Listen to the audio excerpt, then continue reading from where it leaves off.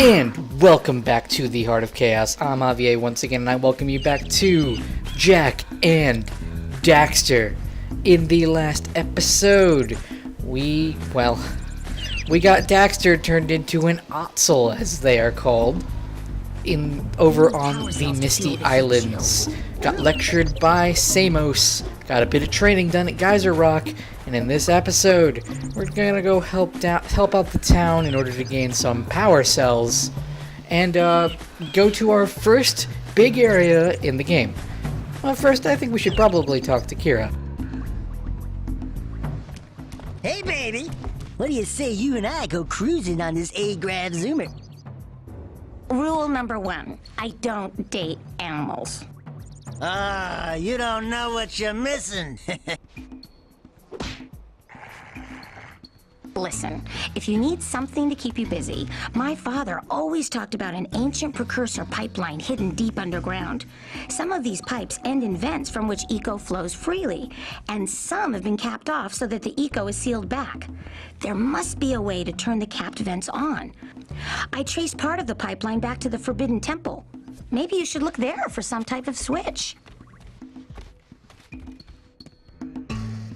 Maybe we will do that. Now, I want to try something new with the Jak and Daxter recording setup.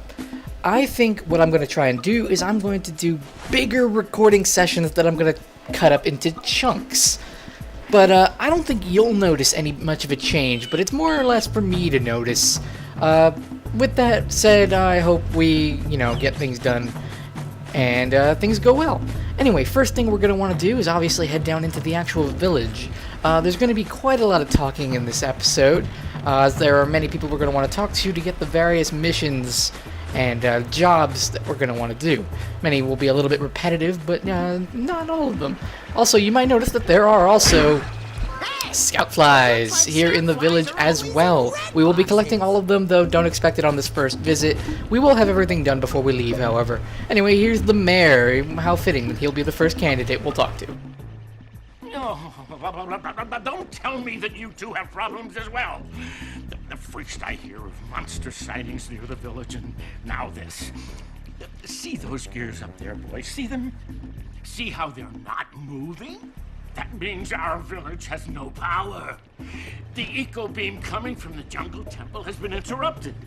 And boys, everyone's too frightened to go out and find out what's happened. Did you pay the bill? Yeah. Oh, you're funny. Now look, if you two fix the eco beam, I'll give you a power cell. Oh, and another thing, if by any chance you're interested in making a contribution to my re-election campaign, I might be willing to part with yet another power cell. The minimum contribution is a very modest 90 precursor orbs. So you might be sensing a trend here. People are going to ask for the precursor orbs that we're constantly picking up. Also, he's been keeping a scout fly, that Dirk, capturing the things we need. Maybe we'll just steal the power cell. The trend of this game is everybody's going to ask for 90 power cells, except for one specific instance where, obviously, that doesn't happen. But 90 is going to be the big number of this game. Anyway, here's the next person. Well, hello there, my dear boy. You've caught me at a most inopportune moment. I was to set off on my journeys yesterday, but I seem to be a spot short on the old precursor orbs. I would have pledged my word that I had 90 of them, but I gather that your young friend, the little annoying, miserably ugly one, might have just pilfered them as a sort of a spot of fun. Anyway, would you be kind enough to loan your dear old uncle 90 precursor orbs so he can get underway? I would offer you a power cell in return. So, we're gonna need 90 power orbs from, not power orbs, God, I'm getting everything, precursor orbs for him. I apologize if it seems that there's gonna be a lot of redundant talking in this, particular part of this episode. We will get some action in, don't worry, it's just, there's a lot to get to see when we first start out the game. Speaking of more talking, I'm sorry guys! Hey! Little little furry dude! Oh, I thought for a moment you were my muse. Your what? Haven't you ever seen a muse before? It's a little glowing squirrel about your size, full of spunk, and crazy as a lark. Oh, I get it. Like a sidekick. As a matter of fact, without my muse, I just can't sculpt. But with her around, I see beauty in everything, you know? Right now, I couldn't chisel my way out of a box. I think she ran away to that misty island. Huh. I just hope she's all right. It's worth a parcel if you bring her back to me. Wait a minute. We are not going back to Misty Island. Are we? I don't know, Daxter. We're probably gonna have to make our way back to the Misty Island. I mean, this time we have Samos' blessing, so that's a thing. Now, going this way leads you down to the beach area, which is going to be one of the zones we're going to have to cover to get 100%. It's not required that you do everything, but we are going to. However, I don't think that's the best place to start. So instead, we're going to head this way, and we're going to go ahead and talk to the woman in here. Oh my, what a horribly sick little bird. You don't look so good yourself, lady. Oh, sorry. I thought you were a spotted orange-bellied rainfree. You know, yesterday I saw some terribly vicious creatures capture a mother flut-flut near the beach. Now there's this poor little orphan egg sitting in a nest at the top of the cliff, and I can't get to it. If you could climb up there and push it off, I've piled some hay down at the base to catch it safely. Do an old lady a favor, and I'll give you a power cell. Well, it seems we have a mission to go to the beach, but we're still not going that way. I believe the request from the mayor is a little more important, plus I want to get that area specifically out of the way. One thing I'm also going to point out is the area we're about to go to. Oh boy, do I have something to say about it, and if you'll forgive me if something goes terribly wrong. But collecting this eco will allow us to gather these precursor orbs underneath that switch. There are going to be many of these throughout the game that you're going to have to use blue eco in order to activate and gain some precursor orbs from there. Most areas are going to have about 150 to start with, and it goes up to 200 for most of them. Anyway, wow, look at these guys. These are yak cows. Yak cows? I think they're just yak cows. Let's go ahead and get this scout fly real quick, though, and get that out of the way. And then let's talk to this glorious man right here. Gotta milk those yak cows. Gotta milk those yak cows. Oh, it's you. Oh, just resting my tired bones. I've been trying to get those ornery yak cows back into the pen all day. Some strange creatures tried to steal them earlier. You think you could help an old man and try to get them back into the corral? Well, I think we gotta help him with his problem. Alright, so I believe that's everybody we're gonna have to talk to, so from this point on, I hope, at least if I'm remembering correctly, there's gonna be mostly just gameplay. Alright, let's go ahead and knock the cow! Knock him into the... No! Hey, in you go. Into the fenced-in area. Once they enter, they will not escape, so there's no problems here. I'm gonna get these orbs because, they're there and, shiny. That's one of the big things. When they make things float like this, and clearly they're not like coins in Mario, though they do have somewhat of the same feeling. It's just, you can't help but want to collect them. All of them, and there's a scout fly up there. We'll get it in a minute. Let's finish collecting all of the yak cows. Here, yak cows. Oh, look at you eating your sand grass. I don't think this is... Can grass grow like this on sand? Is this sand? Is this real life? I'm just gonna keep moving on there. Do that, alright.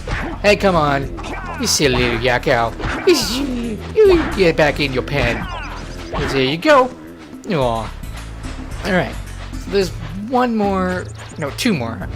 One more, two more. There it is. While I'm doing this, I do want to point out one thing. One of the biggest criticisms relayed towards the Jak and Daxter game, the first one, and the second one's have a little bit of the same thing, is that the games are very slow-paced. Like, the movement is very slow. It's not a very fast-moving game, but I feel that adds a lot to the charm because with that slow movement and it leads to a much more precise platformer. This game does not like let you have a second chance. If you screw up the jump, you screwed up the jump. You can probably save yourself if you're really, really good or really careful, but it's most of the time you can expect that if you fail, you know, you fail. And that's one thing, the Jak and Daxter games, maybe mainly the Jak games, are extremely difficult, and I'll get more into that in a minute. Ah, well done, my boy. You actually got those flea bags back into the pen. Now I can sleep in peace. Take this power cell for your trouble.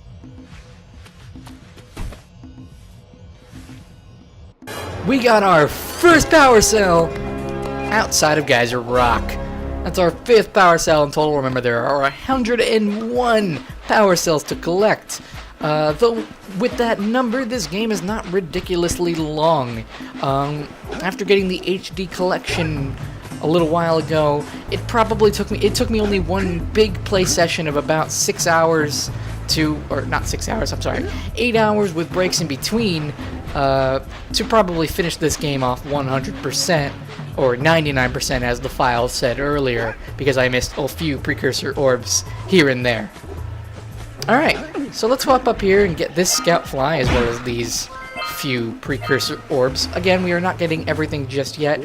Over there, that is an oracle. We're going to want to hold off on going there just yet because we're just going to go over there and come back. But if you bring 120 orbs, 240 actually, because for 120 each, you will get 1 power cell per stack you bring him.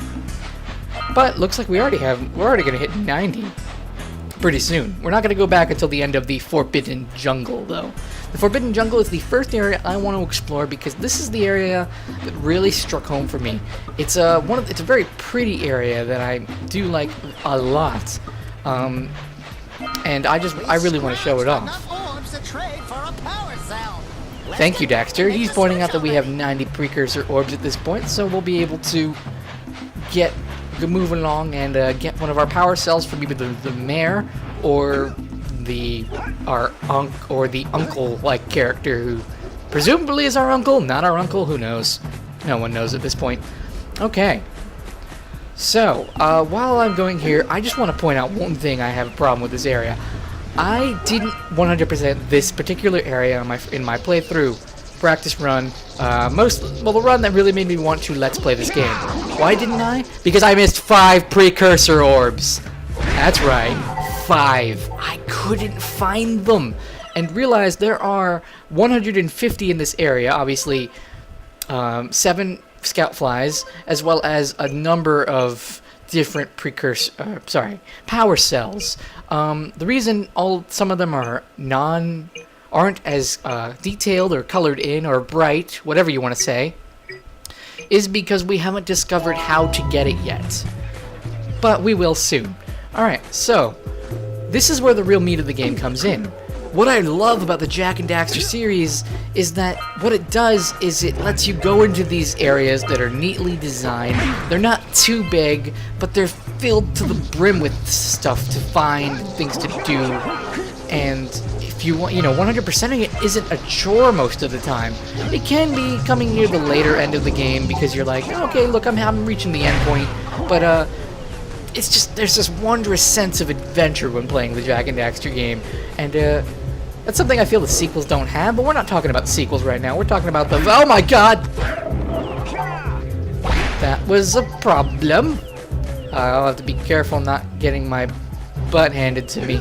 I'm also going to try and keep an eye out for where those few precursor orbs that I've missed are. If you do happen to see anything that I missed, please point it out. I will come back and make sure we get everything. And if I have to, I will resort to a guide, though. I didn't use a guide in my first playthrough, which is why I didn't get everything. Okay. So there's just a ton of collecting. Obviously, the power cells are going to be more detailed than the precursor orbs because there's just things we have to do. But not too big. They're not too complex. Every now and then we're going to come with a difficult challenge. But remember, this is the beginning of the game. If you find that it is too slow for your liking, I apologize. But I personally find that it's pretty well paced. Oh, hey, lurkers. I didn't have a chance to talk about them before punching one in the face, but that's a lurker. We saw a very big blue one that attacked us in that cutscene at the very beginning of the game, but these are the main enemy you're going to be fighting for now. Standard purple lurkers. So, just be forewarned, they only take one punch to take out. Later enemies obviously are going to take more hits. Now, this area over here, Power Cell's located not necessarily right here, but this is where you're going to want to come for the quest the mayor gives you. So if we hop up here, there are a few orbs for us, but you might see that there's this giant blue laser beam. Laser beams. And in knocking this thing down, seems a giant laser filled with some kind of power hit this giant reflector right here. So if we go ahead and hit circle here, we can aim the reflector beam. By the way, if you have any reason to believe that you have any problems with epilepsy, please divert your eyes. Okay, so that power beam is now active. We're gonna have to get all of them centered before we can head back to the mayor, and we'll go ahead and get those as we finish off our adventures here. And in the next episode of Jak and Daxter and the Precursor Legacy, we're gonna go ahead and explore more of the Forbidden Jungle and hopefully get a big chunk of progress done. I'll see you all then.